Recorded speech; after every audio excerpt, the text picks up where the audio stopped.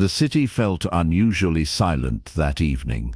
The sun had dipped behind the skyline, casting a deep violet hue across the glass towers. Inside the highest floor of one of those towers, the lights were still on.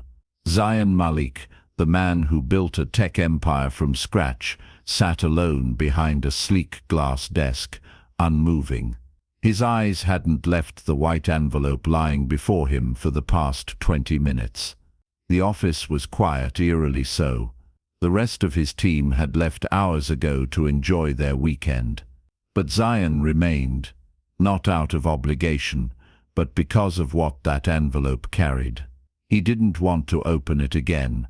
He had already done that once. But something inside his chest, something unresolved, pushed him to reach for it once more. His fingers slowly peeled it open, revealing a cream-colored wedding invitation. "You are invited to the wedding of Sabrina Lee and Mr. Victor Langston. Venue, the Crystal Garden Hotel." Zayn's face didn't move. No blink, no sigh, just stillness. Sabrina Lee, her name hit harder than the sharpest words. She was the woman he once loved deeply. The woman he believed he'd spend forever with. The woman who disappeared from his life without so much as a real explanation. Just a simple message: "I'm sorry. I can't do this." No fight, no goodbye, just silence. Zayn wasn't just any man. He was Zayn Malik, a self-made billionaire. His app had revolutionized mobile finance, enabling millions to send and save money with ease. From a cramped room, with flickering lights, he rose to command an empire. He had power, elegance, and a quiet dignity. But beyond the wealth, behind the reputation, was a man who only wanted peace and someone to share it with. He thought Sabrina was that someone. A year ago he had bought a ring. He was ready to propose. Then she vanished. He didn't fall apart publicly. He didn't chase her. He turned inward, pouring himself into his work. He stopped attending interviews, declined invitations, let the cameras forget him. All that remained was focus, growth, and a wound that never quite healed. But now she was back. Not in person, but in announcement. Not in apology, but in celebration. And she was marrying Victor Langston, an older man known for his immense wealth and rumored manipulation of power behind closed doors. Zayn didn't care who she was marrying. What stung was the audacity, the pride of inviting him, like it was some twisted performance. "Look what you lost." His jaw tightened. If Sabrina wanted a show, then he would give her one. But this time he'd be the one writing the script. The city was alive that Saturday afternoon.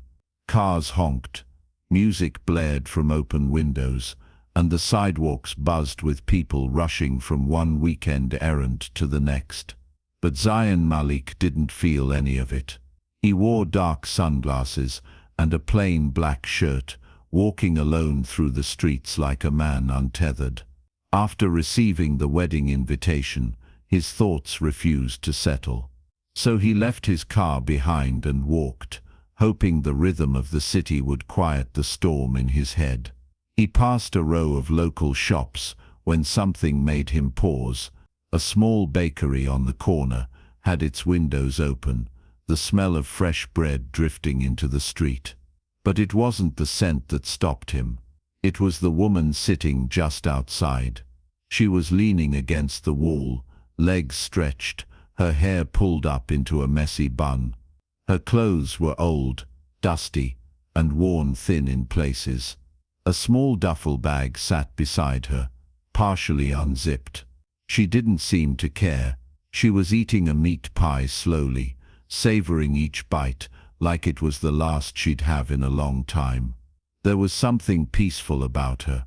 Not the kind of peace that comes from comfort, but the kind that's earned after chaos. Zayn's footsteps slowed. He found himself staring, not out of pity, but curiosity.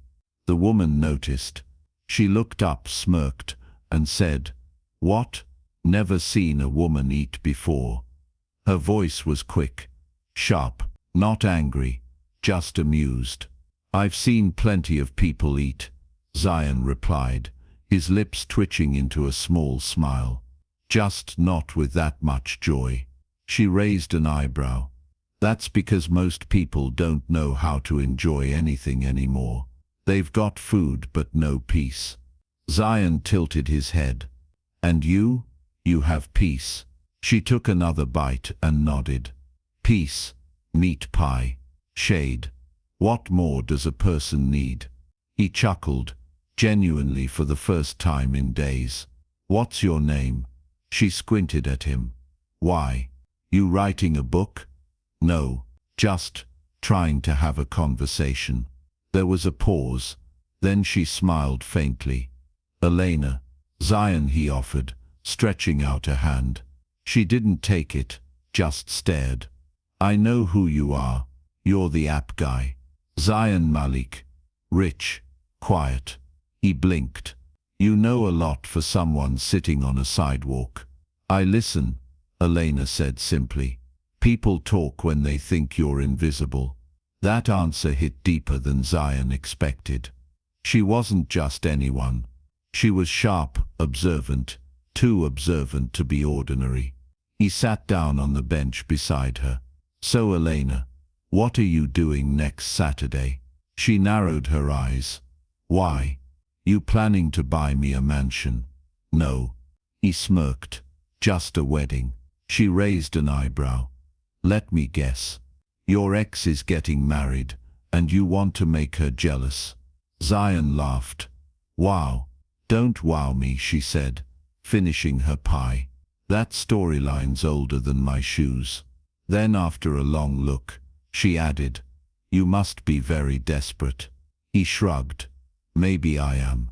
She leaned back, eyes playful.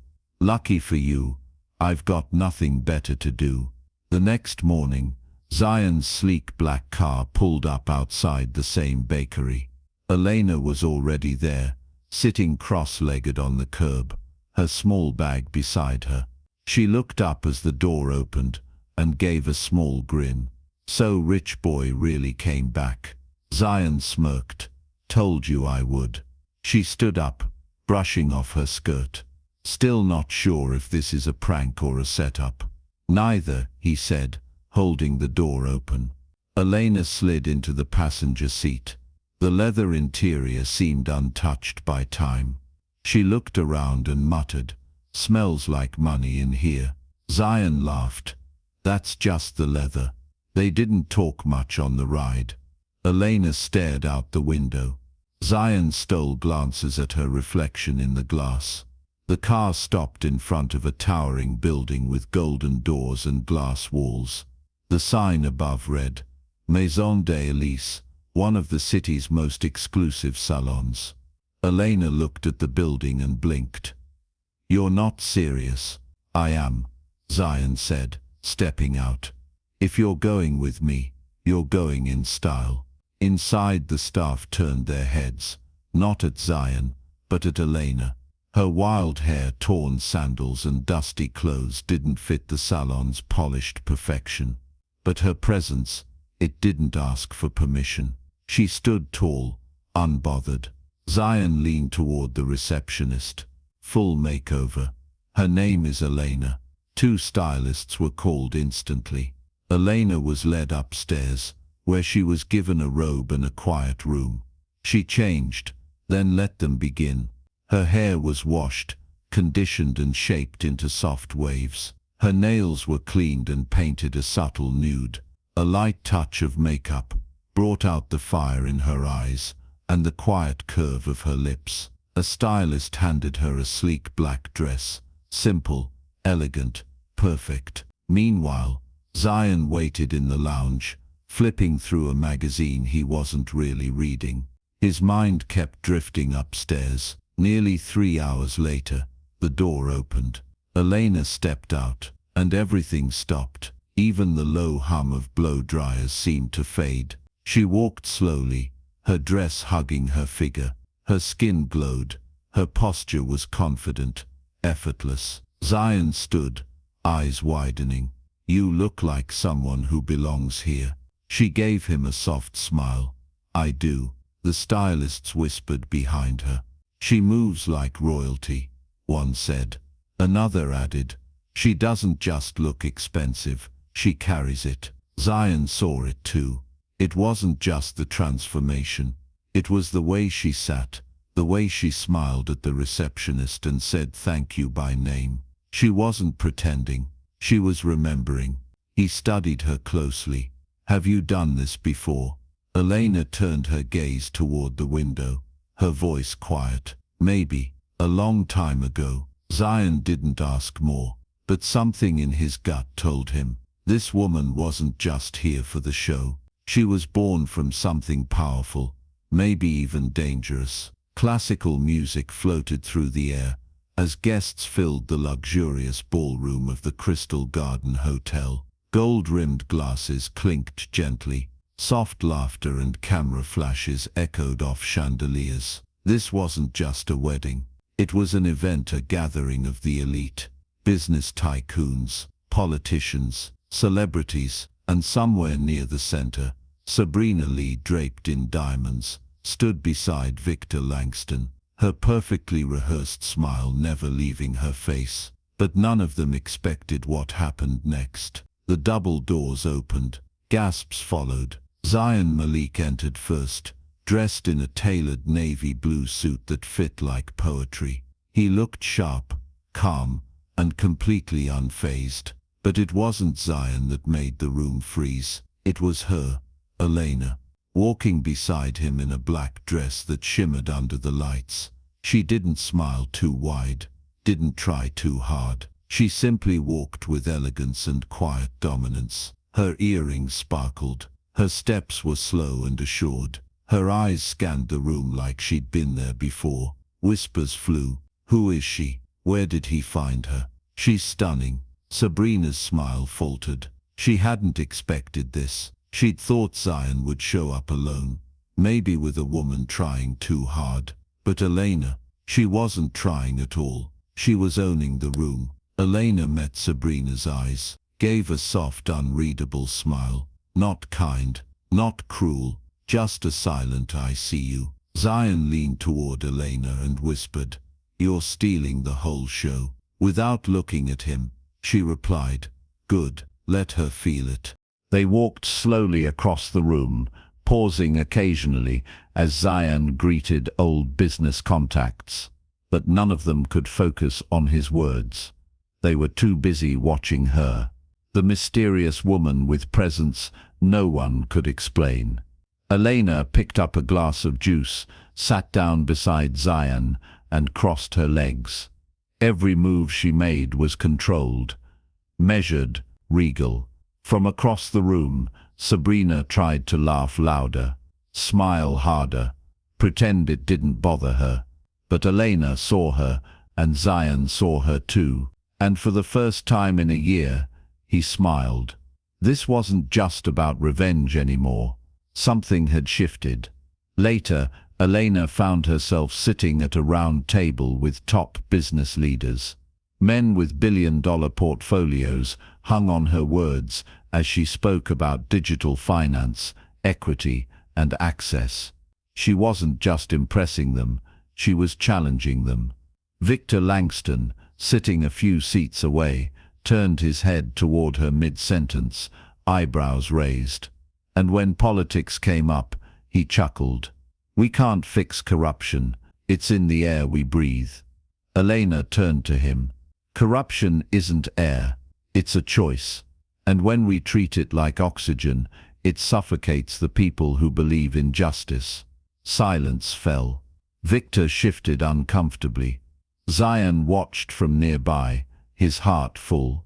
Elena had walked into this room as a mystery, but now she was commanding it. And he couldn't help but wonder, who exactly is Elena Rivera? And why does it feel like this is only the beginning? Zion couldn't stop thinking about her. The wedding had ended, But the echo of Elena's presence lingered. Whispers about the mysterious woman filled the city's elite circles. Everyone wanted to know who she was. Social media buzzed with her photo, yet there was nothing to find. No last name, no past, no trail. Zion sat on his penthouse balcony, staring at the skyline. The stars blinked silently above, but his mind wasn't on the view. He picked up his phone and called his assistant. "Her name is Elena," he said. "No last name. I need to know who she really is." 2 days later, the assistant returned with nothing. "Sir, she doesn't exist. At least not officially. No school records, no social media, no government ID. It's like she erased herself." Zion didn't respond. He simply looked out at the city lights, more curious and more drawn to her than ever before. That evening, he sent her a message. "Dinner, 7 p.m. My driver will pick you up." Elena arrived on time, dressed in a soft emerald green dress. Her hair was pinned back, no jewelry, no glitter, just elegance. The restaurant was called La Mirage, a high-end spot hidden away from cameras and noise. They sat at a corner table with candlelight flickering between them, soft jazz humming in the background. For a while they talked about nothing serious: music, street food, rainy days. Then Zion leaned in, his tone softer. "Elena, who are you? Really?" She didn't answer immediately. Her fingers circled the rim of her wineglass before she finally looked up. "My name," she said slowly, "is Elena Rivera." Zion stayed silent, letting her lead. "I grew up in a house with 10 bedrooms, chandeliers, private chefs. I went to school in Switzerland, lived in London for years. My father was Charles Rivera, one of the most respected businessmen in this country." Zion blinked, stunned. "But he trusted the wrong person," she continued, her voice calm but heavy. "He went into business with Victor Langston. They worked on government projects, huge contracts. But Langston forged documents, moved funds, and blamed my father when the investigation started." Zion sat straighter, his chest tightened. "My father was arrested," she said. "He died in prison, alone, ashamed. I lost everything: our home, our name, our life." Zion's jaw clenched. "Langston," she nodded. "That's why I came back, to see him fall. I don't want pity. I want the truth to live." Zion looked at her, really looked at her, not as a mystery anymore, but as a storm wrapped in silk. He didn't feel pity. He felt admiration, respect. "You're stronger than you know," he said. Elena gave a small smile, but her eyes shimmered with something more. "I just wanted someone to see the truth again, even if it's only one person." And in that moment, as the candlelight danced between them, Zion made a silent promise. He would help her, and he would never let her carry that weight alone again. 2 days passed in quiet tension. Elena didn't reach out, and Zion didn't push. But the fire in both of them had been lit, and silence couldn't smother it. Zion stood by the window of his office, holding a freshly printed report in his hand. Numbers, contracts, names, it all tied together. He turned as Elena entered, wearing jeans, a white shirt, and no makeup. She looked like any ordinary woman. But Zion knew better now. "We have everything," he said, lifting the folder. She walked up beside him, her arms crossed. "Then it's time," she said. "Time to show the world the truth. In front of the same people who watched my father fall. The same ones who smiled with Victor Langston and pretended nothing happened." Zion looked at her, searching for hesitation. But there was none. She didn't blink. "I've been ready for years," Elena said softly. That evening, the plan began. Zion gave her full access to his office, not to work, but to dig, to search, to connect the dots. They spread documents across tables, marked dates on whiteboards, and contacted retired employees who had once worked under Langston's empire. Many were afraid, but some remembered. Some still carried guilt. Little by little, the truth surfaced. Emails, transactions, deleted files, forged signatures. Elena moved through it all, like someone chasing light at the end of a tunnel. Zion worked beside her, not as a billionaire, but as a man on a mission. Some nights, they sat in silence, papers scattered around them, cold coffee forgotten. Other nights, they shared quiet jokes, like the time they found a spelling error in a fraudulent invoice. Langston couldn't even spell authorized right. Elena had laughed. Once their hands touched across the table. Neither moved. They just looked at each other. A pause filled with unsaid things. Still, neither spoke of love. Not yet. Elena stayed focused. Zion respected that. She was determined, driven, not to destroy, but to bring justice. Not revenge, but redemption. One night, while reviewing archived footage of an old board meeting, Elena paused the video. Her father was speaking, confident, proud. She stared at the screen for a long time, then whispered, "He deserved better." Zion looked at her. "He's about to get it." When the final piece fell into place, Elena closed the laptop and turned to Zion. "Now," she said, "we do this now." He nodded. "Then let's give them a night they'll never forget." The night air was crisp and still. Inside a luxurious private hall nestled in the heart of the city, the atmosphere buzzed with wealth and power. Soft piano music played at the center, waiters in white gloves weaved between the tables, and chandeliers bathed the room in golden light. This was no ordinary gathering.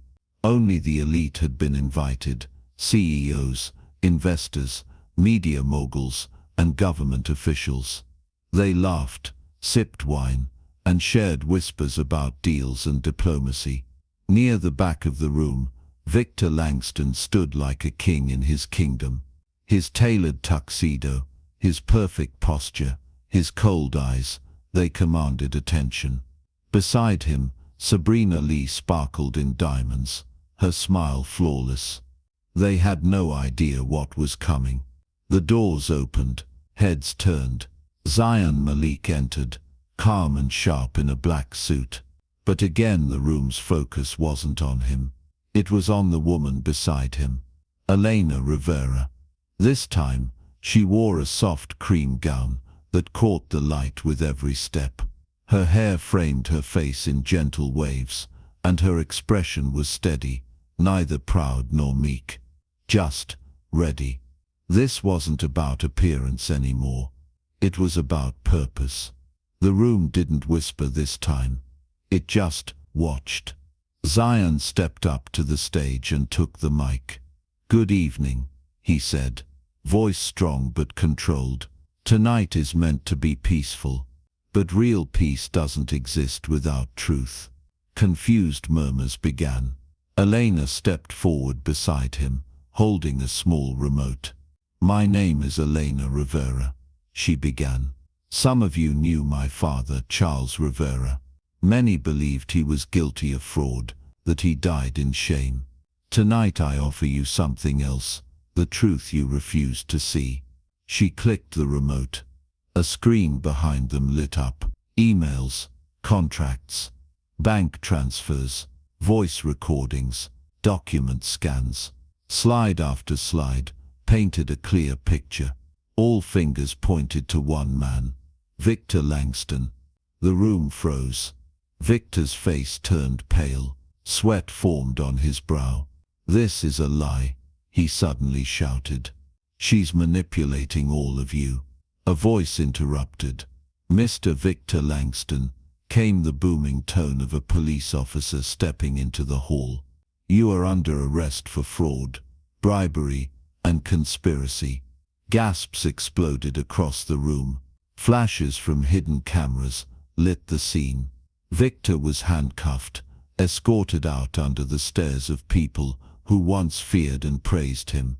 Sabrina stood motionless, her lips trembling, watching her carefully crafted world collapse. Then she walked toward Zion, tears in her eyes. "I'm sorry," she whispered. "I made a mistake. I thought leaving you would protect me, but I was wrong." Zion looked at her gently, but his voice was firm. "I've moved on, Sabrina. I hope someday you do too." She nodded, broken, silent, and walked away. Beside him, Elena stood tall. Justice didn't roar tonight. It simply stood still. And it was enough. The morning after Victor Langston's arrest, the headlines blared across every screen in the city. Tikkun Langston falls. The truth uncovered by mystery woman. Elena Rivera exposes a legend. Justice at last for Charles Rivera. The elite circles buzzed. People who once shook Langston's hand now pretended they had always suspected him. But in the quiet corners of the city, one name lingered. Not Langston, not Zion. It was Elena. Zion stayed out of the spotlight, ignoring calls from media houses begging for interviews. For him, the story wasn't about victory. It was about healing, for Elena, for her father, and maybe for himself. That evening, he invited her to his rooftop. No cameras, no candles, just the city lights, a soft breeze, and 2 cups of tea. They sat quietly for a while. No words, just comfort. "You changed everything," Zion said finally, glancing over at her. "You walked into a room full of giants, and they listened." Elena looked up at the stars. "I didn't do it for them," she whispered. "I did it for him, for my father, and for me." Zion nodded. "So what now?" "I don't want to go back to that old life," she said softly. "I don't want pity. I don't need saving. I just want a fresh start. A life I build myself." He turned to her, heart thudding. "I can help." She looked at him, kind but firm. "Zion, I need to lead this on my own terms. If I fall, I want to know I stood first." He smiled gently. "Fair enough, but you don't have to walk alone. I'll be here, however you need me." She didn't say thank you. She just nodded. That was enough. In the weeks that followed, Elena got to work. She registered a small startup focused on training women in digital skills and financial literacy. She named it The Root because, as she said, every strong tree begins there. Zion offered funding, but she politely declined the full offer. "Rent the space," she told him. "Let me build the rest." He did. She decorated the small office herself. White walls, plants, simple desks, warmth, and the best part, it filled quickly. Women from shelters, girls from broken schools, mothers looking for second chances, they all came. And Elena taught them, not just about finance, but about courage. Zion watched quietly, sometimes from the back of the room. He didn't interfere. He didn't try to lead. He simply showed up, and slowly their friendship deepened. She brought him coffee in the morning. He stayed late to fix a broken printer. They laughed. They argued. They shared stories. One night, she told him how she used to paint. Another, he confessed that silence had saved him when Sabrina broke him. They were no longer strangers. They were something more. But neither spoke of love. Not yet, because some things take their time. Time moved gently in Elena's world now. Her small office buzzed with life, laughter, learning, quiet resilience. Every day brought new faces, new stories, and new beginnings. But one presence remained constant. Zayn, he didn't push, didn't overwhelm. He simply became part of her rhythm. Some mornings, he brought her her favorite tea. Some evenings, they walked in silence through the streets, and in between, they built something unspoken, a love that didn't need noise to be known. But Elena hadn't forgotten the wounds she carried. She had been broken before, by betrayal, by loss, by trust misplaced. So when Zayn's hand reached for hers one evening, under a quiet lamppost, she didn't pull away, but she didn't lean in too far either. "I've been meaning to say something," he began, his voice careful. "I want to be with you, not just as your friend. I want more. I think I'm already falling." She looked at him for a long moment. "I know it started strange," he continued. "And yeah, I was hurting when I got that wedding invite. But that changed the moment I met you." She sighed, her gaze drifting to the trees swaying softly nearby. "You say that now," she said. "But what if you're just trying to fill the space Sabrina left?" Zayn shook his head. "I tried filling that space with silence, with work, with everything else, and none of it worked." "You didn't fill the space. You gave me something new." Elena's voice softened. "I'm not afraid to love, Zayn. I'm afraid of losing myself in someone again." He stepped closer, but didn't touch her. "Then don't become someone else. Don't shrink or change. I don't want to rescue you. I just want to walk beside you." That night, she didn't give him an answer. But the next morning, when he showed up with coffee, she smiled and said, "2 sugars. You finally remembered." Small things began to shift. She let him hold her hand as they walked to her office. He laughed louder when she was around. They still talked like friends, but they felt like lovers. Sometimes, she would fall asleep on the office couch, head resting on his shoulder after a long day. Other times, he'd stop mid-sentence just to look at her. But it wasn't perfect. Zayn had moments of jealousy. When a former classmate of Elena's visited, he grew quiet, tense, relaxed. She told him one day, looking him straight in the eye, "I chose you." Those 3 words disarmed him completely. He learned to breathe through the insecurities. She learned to trust that not all closeness meant control. And slowly, piece by piece, they built something stronger than comfort. They built trust. And then, one quiet afternoon, as the sun slipped behind the buildings, and their laughter echoed through the nearly empty office, Elena looked at Zayn and realized her walls were gone. She had fallen in love. To celebrate the growth of the root, Zayn planned a quiet vacation for just the 2 of them. "No headlines, no fancy hotels," he said. "Just rest, just us." They traveled to a sleepy beach town, where the waves whispered lullabies and time slowed. Elena wore simple dresses. Zayn left his suits behind. They walked barefoot, ate grilled fish by a fire, danced under the stars without music. One evening, as the sun melted into the ocean, Zayn led her to a quiet spot on the sand. Flower petals were scattered in a circle. Elena froze. "What are you doing?" Zayn smiled, then slowly dropped to one knee. Not dramatic, just sincere. "I'm not here to rescue you," he said, voice trembling. "You never needed that. I just want to walk beside you through every season, every storm, every sunrise." He held out a simple ring. Elena's lips quivered, tears slipping down her cheeks. For the first time in her life, she didn't feel like a burden or a story to be saved. She felt seen. She bent down, cupped his face in her hands, and whispered, "Yes, I love you." Right there on the sand, wrapped in wind and wonder, 2 people who had lost everything found home. The wedding came weeks later. Quiet, humble, a garden ceremony with soft music, close friends and fresh flowers. Elena wore an off-white gown that shimmered in sunlight. She didn't walk like a bride desperate for a new life. She walked like a woman claiming her own.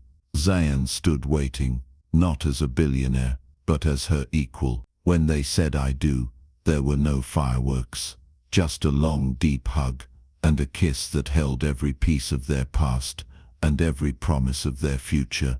One rainy morning, Elena stood in their bathroom staring at a white stick in her hand, 2 pink lines. Her knees buckled as her hands flew to her mouth. She waited until dinner to tell him. They sat curled up on the couch, sharing laughter and fruit. I have something to tell you, she said softly. Good news or bad? He teased. She placed his hand on her belly. The best. His eyes widened, then blinked. Wait, really? She nodded, tears falling again, but this time from joy. He pulled her into the tightest hug she'd ever known. You're serious? She nodded again. Later that night, they stood at the window watching the rain paint silver streaks across the glass. From the streets to this, Elena whispered. Zayan looked at her, heart full. It started with jealousy and revenge, he said, but it turned into the purest kind of love. 9 months later, their home was filled with baby laughter. Twins, a boy and a girl. Elena held them close, often crying without reason, not from sadness, but from wholeness. She would whisper to them about her father, about truth, about how love took time.